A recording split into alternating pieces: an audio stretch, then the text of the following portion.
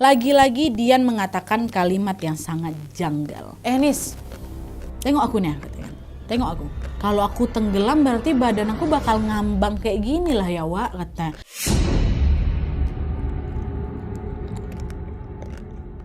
Oke, Wak, jadi kisah yang aku ceritakan malam ini dikirim sama Wawa aku yang kita panggil aja namanya Intan dari Jawa Barat. Halo Intan. Nah, jadi Wak, kejadian horor yang dialami sama Intan ini terjadi di penghujung tahun 2012 lalu ketika dia masih berusia 16 tahun. Nah, sebelum ceritanya aku mulai, aku mau disclaimer dulu kalau sesuai requestnya Intan, semua nama dan tempat dalam cerita ini udah aku samarkan, Wak, ya, supaya bisa menjaga privasi, kata si Intan. Nah, oke, lanjut lagi. Jadi ceritanya pada saat itu Intan ini tinggal di salah satu kampung di daerah Jawa Barat. Konon katanya kampung ini nih, atau kampung tempat tinggalnya Intan ini terkenal angker, Wak, karena dilintasi oleh salah satu sungai besar. Ada berbagai mitos memang yang beredar di kalangan masyarakat tentang sungai itu. Banyak dari mereka yang percaya kalau sungai besar ini dihuni oleh sosok urban legend yang disebut sebagai hantu Lulun Samak. FYI, Wak, hantu Lulun Samak ini digambarkan sering sekali muncul dalam wujud tikar. Jadi macam tikar hanyut di sungai gitulah. Dan selain itu juga, Wak, ada yang percaya kalau sosok ini dapat berubah wujud menjadi semacam labi-labi yang hidup di perairan. Tahu kalian labi-labi? Yang bentuknya mirip kura-kura tuh, itulah dia. Tapi meskipun penampilannya tampak tidak menyeramkan, kalian jangan salah sangka dulu, Wak. Seramnya dari sosok ini adalah sosok ini diyakini suka menghisap darah orang yang melintas di wilayahnya, dan dia ini baru akan mengembalikan orang itu setelah orang ini tewas. Nah, untuk menghindari teror dari Lulun Samak ini, warga sekitar percaya ada satu pantangan yang tidak boleh dilanggar, yaitu apa? Orang asli Bandungnya dilarang masuk ke sungai itu. Ya, ingat, Wak, orang asli Bandung nggak boleh ikut nyebur ke sungai itu. Mitos dan pantangan itu pun sudah menjadi bagian dari kehidupan mereka sehari-hari. Awalnya, Wak, Intan ini antara percaya sama nggak percaya juga tentang mitos itu. Sampai akhirnya pada suatu hari terjadilah sebuah peristiwa yang tak terduga yang selamanya akan sangat membekas dalam ingatannya. Nah, inilah dia ceritanya, Wak, ya. Jadi waktu itu, kampung tempat Intan tinggal ini ada satu madrasah ceritanya, Wak. Nah, di madrasah itulah anak-anak kampung rajin belajar mengaji nih setiap malam di situ. Rame, Wak, dari anak-anak yang masih SD sampai yang sudah remaja, semuanya ngaji lah di madrasah itu. Nah, pada hari itu seperti biasanya Intan berangkatlah ke madrasah untuk mengaji bersama teman-temannya. Dan sebenarnya juga ada banyak kali, Wak, teman-teman Intan yang ikut mengaji. Tapi di sini Intan cuma menyebutkan beberapa saja yang memang terlibat dalam cerita nih, Wak, ya. Salah satu di antaranya adalah namanya Kak Tiwi. Ini akrab kali sama siapa? Sama Intan, bestinya lah. Kak Tiwi pada saat itu masih berusia 17 tahun, setahun lebih tua dari Intan. Terus ada lagi namanya Anis. Anis ini adiknya Kak Tiwi tadi, masih berusia 14 tahun. Ada lagi Mita, Hana, sama Dian. Ini umurnya masih 13 tahun di tahun 2012 itu. Banyak kali itu aku dari tadi, ya maaf lah ya kalau nggak nyaman. Oke, nah di malam itu lagi nggak apa-apa lah, pokoknya di malam itu, Wak, mereka ya udah mengaji dan menyimak materi yang disampaikan oleh Pak Ustadz seperti biasanya. Dan sebenarnya, Wak, setelah selesai mengaji, mereka ini udah diperbolehkan untuk pulang ke rumah masing-masing.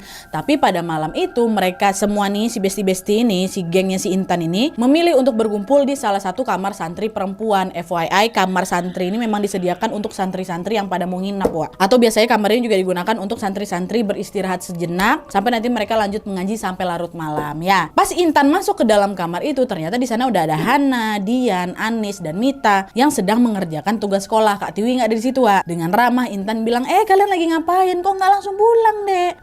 Teteh Intan, katanya, ini kami lagi ngerjain tugas sekolah, Teh, buat besok hari Senin, kata dia. Loh, kan besok masih Minggu, kenapa harus dikerjain sekarang? Waktu itu hari Sabtu, Wak. Iya, Teh, soalnya besok kami mau main ke sungai, kata mereka. Nah, mendengar jawaban itu Intan langsung terkejut. Kenapa ya? Karena sebenarnya udah sejak lama, Wak, warga sekitar ini memilih untuk tidak sering-sering melakukan aktivitas di sungai yang melintas atau yang melintasi kampung mereka itu. Dulunya sungai ini memang sangat ramai dikunjungi sama warga, Wak, apalagi ketika memasuki musim kemarau. Saat arusnya udah nggak terlalu deras nih. Intan bilang setiap kali memasuki musim kemarau, hampir seluruh warga kampung ini akan menghabiskan waktu mereka di sungai, Wak. Ada yang nyuci baju, ada yang nyuci karpet, ada yang mancing, ada yang berenang, dan lain-lain. Tapi lama-kelamaan suasana sungai ini udah mulai berubah mencekam. Karena setiap tahun menjelang akhir kemarau selalu ada aja berita tentang orang yang tenggelam dan hilang di sungai itu, Wak. Dan seramnya lagi, setiap orang yang tenggelam di sana sangat jarang ditemukan di hari yang sama. Biasanya nih mereka ini akan ditemukan beberapa hari kemudian dan tentunya sudah dalam kondisi yang sudah tidak bernyawa. Dan kebanyakan korbannya itu berasal dari daerah lain, Wak. Bukan asli warga kampung sana, ya. Dan sejak sungai itu menelan banyak korban, akhirnya warga sekitar pun jadi takut lah buat datang ke sana lagi. Nah, alasan itulah yang buat Intan ini kaget ketika mengetahui kalau Hana, Dian sama si Anis sama si Mita ini mau bermain di sungai itu. Dengan khawatir Intan nanya kan, kalian kenapa main di sungai itu? Kami mau ngerujak teh, mau sambil cuci baju juga.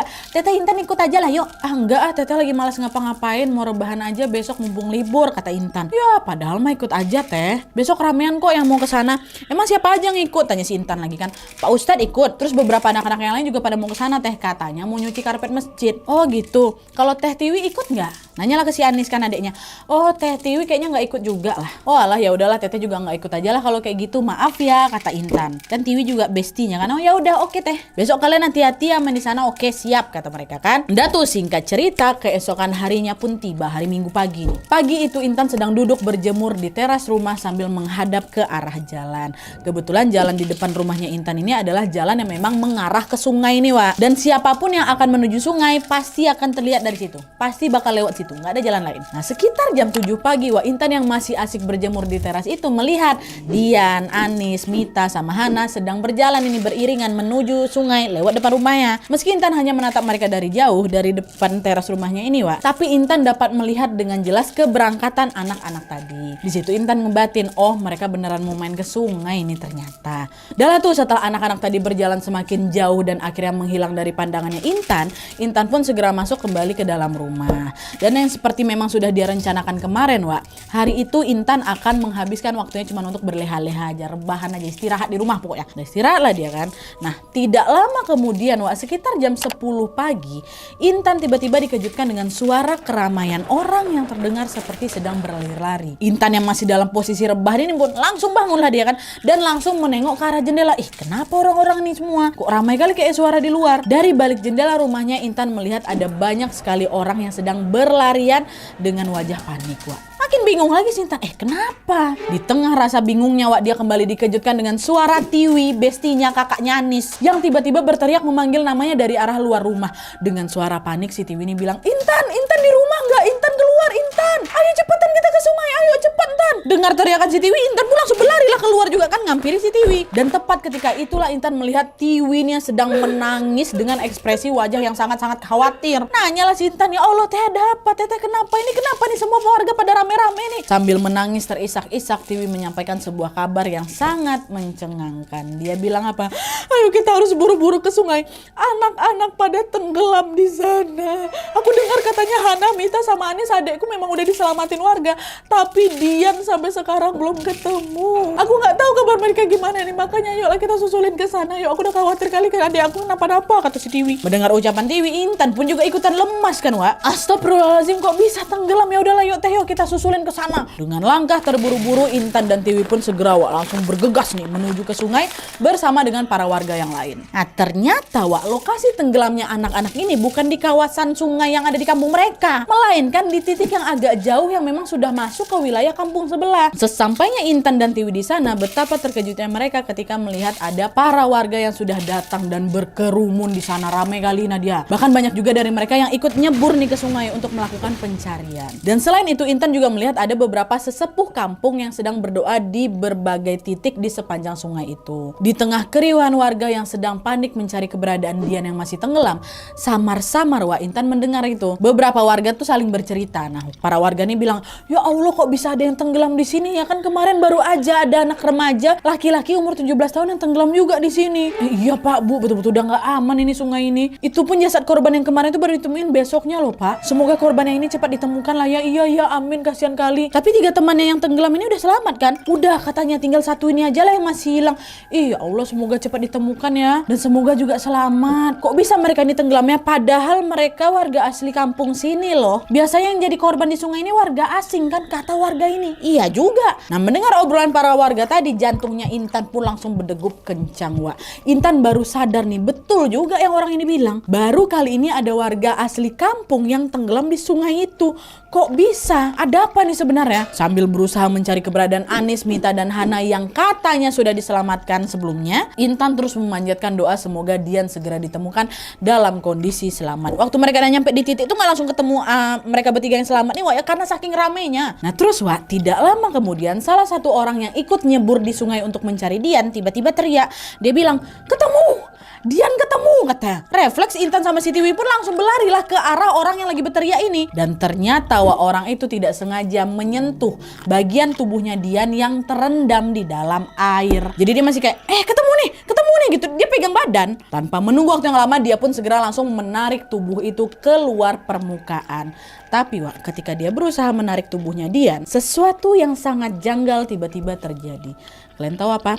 Tubuh Dian nih terasa licin kali. Licin macam belut, kata si abang nih. Setiap kali ditarik, tubuh Dian ini akan dengan mudah terlepas dari tangannya dan langsung meluncur lagi ke dalam air. Padahal nyangkut tuh, padahal terpegang dah tua. Nah, karena Dian ini belum juga berhasil ditarik keluar, salah satu warga yang kita sebut aja lah namanya Mang Udin kan, akhirnya ikut juga nih nyebur ke sungai. Tapi nggak lama setelah Mang Udin ini nyebur, tiba-tiba Mang Udin terperosok, jatuh, hanyut dia. Dengan tubuhnya yang timbul tenggelam di dalam air, Mang Udin teriak, tolong saya, tolong. Mendengar teriakan Mang Udin, bapak-bapak yang ada di sekitarnya pun langsunglah berusaha narik Mang Udin kan. Dan alhamdulillahnya nggak lama kemudian Mang Udin berhasil diselamatkan nih, Wak. Warga yang panik pun langsung nanya, ya Allah Mang Udin kenapa tadi kok bisa ikutan tenggelam? Nah, Mang Udin yang masih syok ini pun menjawab dengan suara gemetar, tadi ada yang narik kaki saya. Sosoknya hitam, saya lihat sosoknya hitam macam gurita. Nah, mendengar ucapan Mang Udin, para warga langsung teringatlah sama mitos dan juga pantangan tentang sungai itu. Dengan ekspresi yang gak kalah kagetnya, salah satu dari warga berkata, Mang, mungkin yang kamu lihat tadi itu sosok yang nungguin sungai ini. Hantu Lulun Samak. Dan Mang Udin kan orang asli Bandung kan, Mang. Pantang lo ikut nyebur ke sungai ini. Udah Mang Udin istirahat aja, udah gak usah ikut nyebur. Biar kami aja yang melanjutkan pencarian, kata warga. Macam gurita katanya Lulun Samak ini. Dan pantesan lah Mang Udin ditarik gegara apa dia orang asli Bandung. Kan gak boleh nyebur, sekali nyebur langsung ditarik. Nah, dah tuh kan, singkat cerita pencarian pun kembali dilanjutkan. Ketika Intan dan Tiwi masih mondar-mandir nih di sekitar sungai untuk mencari keberadaan bertiga ini, Anis, Mita sama si Hana, mereka beberapa kali mendengarkan teriakan warga yang mengatakan kalau Dian ketemu kayak gitu. Tapi seperti kejadian sebelumnya, lagi-lagi setiap kali mereka berusaha menarik tubuh Dian untuk dibawa keluar dari dalam air, tubuh Dian ini bakal terlepas lagi, bakal lanjut lagi. Orang licin kok macam belut. Lepas lagi tuh. Nanti ketemu lagi nih di titik yang berbeda. Pas mau ditarik, lepas lagi. Nah, tuh nanti ketemu lagi di titik yang lain kan. Pas mau ditarik, lepas lagi. Gitu terus berulang-ulang Nadia. Nah, karena tubuh Dian ini belum juga bisa dikeluarkan dari dalam sungai, pencarian hari itu pun semakin menegangkan lagi, Hingga akhirnya beberapa saat kemudian datanglah ini anak kecil, laki-laki usia sekitar 8-9 tahun, ikut juga nyari Dian, Dan anehnya tidak lama kemudian setelah anak laki-laki ini nyebur ke sungai, tiba-tiba saja tubuh Dian balik ditemuin lagi. Warga pun teriak lagi kan, ketemu gitu. Ayo cepat tarik, jangan lepas lagi. Sekuat tenaga para warga pun bahu-membahu untuk berusaha menarik Dian, Dan secara mengejutkan setelah gagal berkali-kali, akhirnya kali ini mereka berhasil menarik tubuh Dian keluar dari dalam air. Dari jauh aku udah bisa lihat tubuh Intan ini diangkat, dia dibawa di tepi sungai kan buat dibaringkan. Tubuh Dian pun tampak terkulai tak berdaya, Dan kalau dihitung-hitung berarti udah setengah hari ini Dian berada di dalam sungai. Dan ketika warga sedang memeriksa kondisi Dian, Intan mendengar beberapa dari mereka berkata, ya Allah, kok bisa ditemukan di titik itu? Kalau misalnya Dian ini hanyut, harusnya tubuhnya ke bawah arus sungai kan? Ya betul Pak, tapi ini kok malah ketemunya ke arah yang berlawanan. Masa ada orang hanyut yang ngelawan arah sungai? Ya Allah, apa mungkin ada yang narik dia ke sana ya, kata warga nih, Jadi Dian ini ditemukan berlawanan sama arus sungai, Dia macam ditarik ke arah yang berlawanan gitu, Nah, Intan yang mendengar obrolan mereka tuh udah gak mau mikir aneh-aneh lagi, karena yang terpenting sekarang adalah kondisi Dian. Dian apa kabar nih? Tapi sayangnya setelah 15 menit mencoba, Dian masih juga tidak memberikan respon apa-apa. Hingga akhirnya apa yang Intan khawatirkan itu pun betulan terjadi. Tepat di momen itulah Dian dinyatakan meninggal dunia. Innalillahi wa inna ilaihi raji'un. Mengetahui kalau Dian sudah tidak bernyawa, Tiwi udahlah itu menangis sesenggukan lagi kan. Sambil bercucuran air mata dia bilang, Intan, Dian udah gak ada. Anis sama yang lainnya juga belum ketemu nih, tadi mana mereka. Tadi katanya Anis sudah diselamatin warga, tapi Anis dibawa kemana nih? Ayolah kita cari Anis dulu, Tani. Aku takut pula adik aku kenapa-napa, kata si Tiwi. Nah, dah tuh Intan sama Tiwi pun segeralah langsung bergegas untuk mencari keberadaan Anis dan kawan-kawan yang lain. Di tengah banyaknya warga yang masih berkerumunan di sana, Terus tidak lama kemudian akhirnya mereka pun berhasil menemukan Anis dan kawan-kawan di tepi sungai. Tapi sayangnya pada saat itu Anis ditemukan dalam keadaan pingsan. Kata warga, Anis ini langsung langsung berhasil diselamatkan ketika dia tercebur, ketika dia tenggelam. Nah, setelah mengetahui kalau Anis hanya pingsan, mereka pun sepakat untuk menggendong tubuh Anis untuk bisa dibawa pulang ke rumah si Intan sama siapa ini Tiwi. Di saat yang bersamaan, para warga juga sudah menyiapkan tandu untuk membawa jasadnya Dian. Dan setelah semuanya siap, mereka pun segera bergegas pulang dengan berjalan beriringan. Mereka di depan, jasad Dian di belakang. Tapi ketika mereka menggendong tubuh Anis, lagi-lagi sebuah keanehan terjadi. Kalian tahu apa? Tubuh Anis yang termasuk kecil ini Nadia, paling berat cuma 40 kilo. Anehnya pas mau kami gendong, tubuh Anis ini mendadak terasa berat kali. Beratnya nggak masuk akal. Akhirnya karena nggak kuat, mereka pun menggendong Anis bersama-sama, rame-ramean. Gak lama kemudian, kedatangan mereka pun langsung disambut isak tangis warga yang ada di sana, Intan dan Tiwi membawa Anis pulang ke rumah, sedangkan warga lainnya lanjut mengantarkan jasad Dian juga ke rumahnya Dian. Tanpa menunggu waktu yang lama, jasad Dian pun segera langsung dimandikan dan dimakamkan di hari itu juga. Aku yakin sampai sini kalian juga ada yang bertanya-tanya, sebenarnya apa yang terjadi sama anak-anak ini Nadia? Kok mereka bisa sampai tenggelam di sungai? Nah, awalnya Intan juga nggak tahu pasti nih apa yang terjadi sama mereka. Di hari terjadinya tragedi itu, semua orang kan udah terlalu panik, terlalu cemas kan, sampai mereka juga nggak sempat ini mencari tahu tentang kronologi. Karena tentu fokus mereka saat itu adalah untuk menyelamatkan para korban. Barulah setelah Dian ini dimakamkan, misteri tentang apa yang sebenarnya terjadi pun mulai terjawab. Jadi ceritanya sehari kemudian kondisi Anis yang semula pingsan tadi setelah tenggelam tuh udah mulai membaik nih. Anis dengan cepat langsung pulih dan bisa diajak bicara seperti biasa. Dan disitulah Anis pun baru menceritakan apa yang sebenarnya terjadi di hari ketika mereka tenggelam kemarin, Jadi kata Anis, ketika mereka sedang berjalan menuju sungai, Dian ini memang udah mulai menunjukkan gelagat yang gak biasa, Entah kenapa pada saat itu dia ini sering mengatakan sesuatu yang berkaitan dengan tenggelam dan kematian. Dan selain itu, Dian ini juga sebenarnya sudah dilarang sama keluarganya buat gak ikut ke sungai, Apalagi di pagi hari sebelum berangkat ke sungai ini, tiba-tiba Dian haid, datang bulan. Kondisi datang ke sana pun udah gak bersih gitu kan, Tapi gara-gara kegiatan main di sungai ini sudah direncanakan sejak jauh-jauh hari, Dian pun akhirnya tetap nekat untuk ikut berangkat ke sungai, Awalnya Anis ini juga nggak mikir macam-macam tentang gelagat Dian yang mendadak aneh ini. Dia masih tuh berusaha untuk positive thinking ya kan. Sampai akhirnya ketika lagi asik-asiknya main di sungai, mereka dikejutkan dengan kedatangan seorang kakek-kakek yang mereka tidak kenal. Kakek itu berjalan yang mendekati mereka kan. Lalu dengan suara yang lirih tapi tegas, kakek itu berkata, "Pulang kalian, jangan main di sini." Anehnya setelah mengatakan hal itu, kakek itu ya udah langsung pergi gitu aja meninggalkan mereka. Anis, Dian, Mita sama Hana tentu keheranan kan dengan sikap si kakek ini. Tapi gara-gara mereka tidak mengenal siapa kakek itu, mereka pun memilih untuk tidak menggubris ucapan si kakek tadi. Mereka masih asik aja tuh bermain di sungai. Bahkan ya saking asiknya sampai-sampai mereka pun berenang agak jauh nih. Bukan agak lagi, lumayan jauh lah Nadia, hingga ke kampung sebelah. Itulah kenapa mereka ditemukannya di kampung sebelah. Nah pas mereka udah cukup jauh berenang, lagi-lagi Dian mengatakan kalimat yang sangat janggal. Kalian tahu apa? Pada saat itu Dian sedang telentang nih kan, berendam gitu di dalam air sambil berkata, Nis, tengok aku nih, katanya. Tengok aku. Kalau aku tenggelam berarti badan aku bakal ngambang kayak gini lah ya, kata. Anis yang kesal dengan ucapan Dian ini pun akhirnya negur kan, Koyan, apa sih kau ngomong jangan yang kayak gitulah, aneh aja. Pak Mali ngomong kayak gitu di sini. Dan gak lama setelah Anis menegur ucapan Dian itu, tragedi mengenaskan yang tidak pernah mereka bayangkan sebelumnya pun langsung terjadi. Entah kenapa ya, Anis, Hana, Dian dan Minta tiba-tiba langsung terperosok, langsung tenggelam. Dan kondisi ini pun semakin parah karena arus sungai tiba-tiba berubah deras, Untungnya pada saat itu Hana, salah satu di antara mereka ini bisa segera langsung meraih bebatuan yang ada di tepi sungai. Dan Hana pun langsung naiklah kembali ke permukaan kan. Sementara itu Dian, Anis sama Mita masih bersusah payah berusaha keluar dari air, Nah Hana yang panik melihat ketiga temannya masih tenggelam langsunglah berteriak minta tolong, tolong temanku pada tenggelam, kata dia. Nah teriakan Hana ini pun didengar sama beberapa pemuda kampung yang kebetulan sedang berada tidak jauh dari sungai itu. Para pemuda ini pun langsunglah berlarikan dan nyebur nih ke sungai untuk bisa menarik ketiga anak ini. Alhamdulillahnya satu pemuda berhasil menarik bajunya Mita. Mita pun selamat nih kan. Nah di sisi lain Anis sama Dian masih terus timbul tenggelam nih, Dan untungnya pemuda lain juga berhasil menarik rambutnya Anis yang memang panjang. Dan sama seperti Mita, Anis pun berhasil diselamatkan. Tapi Anis sudah terlanjur pingsan duluan nih. Dan setelah Anis sama Mita selamat, para pemuda tadi pun segera lagi berusaha untuk menarik tubuh siapa yang terakhir?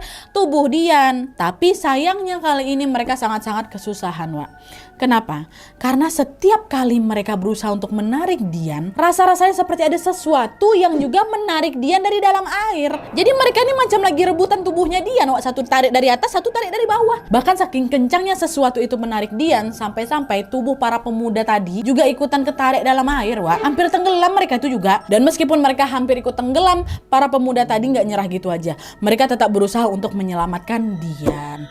Tapi sayangnya setelah mencoba untuk yang kesekian kali, tubuh Dian ini lagi-lagi terlepas dan menghilang dengan sangat cepat.